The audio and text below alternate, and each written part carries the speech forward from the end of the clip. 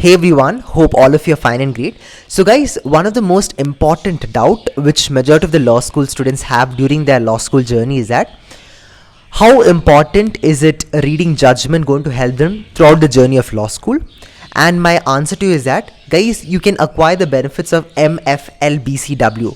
So what is MFLBCW? It's very simple. M stands for mindset used by the judge. So you guys learn about what is the mindset used by the judge while reading that particular kind of judgments, like how he's coming to that proper conclusion, or what kind of laws has been the judge trying to focus over here, how he is doing to do his analysis over here. So all that you'll be learning by reading a judgment. This is the first benefit. Second important thing is that you learn about the art of 5 lakh method, how the judge has beautifully presented the facts. Most of the judgment have its own facts, and the petitioner or the respondent, what their petition is basically brought into existence in the court of law. So what kind of petition is it? So judge itself tries to highlight the facts, and then about the issues, and then about the laws they are trying to focus or approach about, and then proper analysis and conclusion. So all this you learn only by the possibility of a judgment reading. And L stands for legal terminology. So guys, what is L? It's very simple. In legal language is not very similar to ordinary English language, right? Majority of you can agree with it. So what happens while you study reading the judgments, you come across different kind of legal terminologies. For example, like prima facie, civil appellate jurisdiction, criminal appellate jurisdiction, ultra vires. So these are very little strange words, right? So while you read the judgments over a period of time, you'll be very mastered in these legal terminology languages. It'll be very easy for you. Okay, because when you go for any kind of moot court competition, for example, if any kind of petition is given to you while you're supposed to read out any kind of moot problem, so some people take up 10 to 20 times to understand what the entire meaning of that entire moot problem is trying to focus on. But some people, within one reading itself, they'll get to know, okay, this is what the entire case is about, and this is what the entire thing we are supposed to deal about. So that you'll be learning only by reading up the judgments. So please do read up the judgments on a frequent basis. I'll tell you the tips and all how you need to read it. Don't read 5 to 10 pages on first day. It's okay. In that first Josh will be starting. Second day onwards, most of you will stop. That all is not required. Very simple. At least one day, read one page of a judgment if you're a beginner. Okay, if you are a little more advanced level, then you can read 5 to 10 pages or one judgment each day. It's according to you. But as a beginner, please don't start 5 to 10 pages one day. Trust me, you're not going to continue for over a long period of time. First to 2 days, that Josh will be there, but after that Josh wouldn't be lying.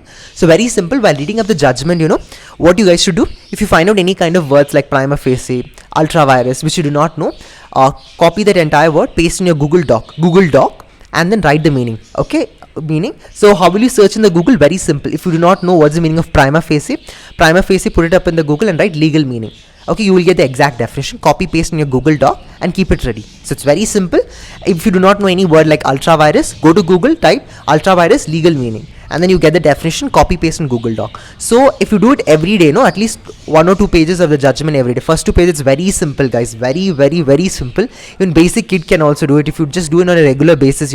Trust me, your legal perception of understanding the things plus the way of your presenting will also be very boosted. So please do follow it. Now the next important benefit is B. B stands for balanced state of mindset. Some of us have this mindset, for example, if somebody has done wrong, we say that okay, only that person has done wrong because of so and so things. But while reading up the judgment, I myself have observed that we learn what about the balanced state of mindset, why that particular person has committed that crime, why he has done it. We try to listen from both the parties, so your balanced state of mindset approach will be basically improved, and that is very beautiful, guys. That's one of the most important life skill which every lawyer should acquire, because anything you learned, even during interview sessions, couple of times I've said for many of my students, don't just analyze everything in one direction. It is very important that you analyze from 2 direction perspective, and that will be learning only by reading up more kind of judgments. And next important tip which I would like to share is critical thinking. Guys, the more number of time you read judgments, your critical thinking literally boosts up. Okay, critical thinking, very important about legal perception, legal terminologies. It's not really about that, more about how that entire case is basically the judge is trying to resolve, on what are the perspective judge is basically trying to analyze. So all that you'll be able to understand through reading the judgments. And the last important tip is W, writing. Your writing habits increase, the more number of time you read, the greater you become in writing. And people who have been as we are completely in the online mode, if there's anything, basically any particular aspect which you want to find out the answer to, if you just Google it out, you'll get all the answers, right? That happens most of the time. But our writing skill over a period of time, it has basically dissolved. So by reading up the judgments, for a particular extent, the more number of time you read, your way of presenting the things also becomes very beautiful. So make sure that you read up the judgments. Very simple tips: read at least 1 or 2 pages every day. And there are many websites like Latest Law. Latest Law is a good website. I follow that for reading up the judgments, and trust me, this is not a paid video. And this is very simple. You can go across reading up the judgments, very simple judgments, 1 or 2 pages, read up every day. And over a period of time, that any aspect of how, for example, if it's 200 pages judgment also, you'll be able to read it in one shot, and you'll know which pages you need to eliminate, which pages you don't need to eliminate. This video I'll be doing up in the later date for the advanced level of reading judgment, but for the beginners, read at least 2 pages. Okay, very simple. Any word if you do not know, basic word also, koi baat nahi hai, copy that word, paste in the Google Doc, find the legal meaning. Okay, if you do this, trust me, your reading of judgments, your legal vocabulary, the way of you presenting will be amazing and stunning. Okay, so thank you all. Have a wonderful day. Goodbye, and see you up for the next reading. And if you want any kind of video in specific, do let me know in the chat box. I shall be glad to help you out.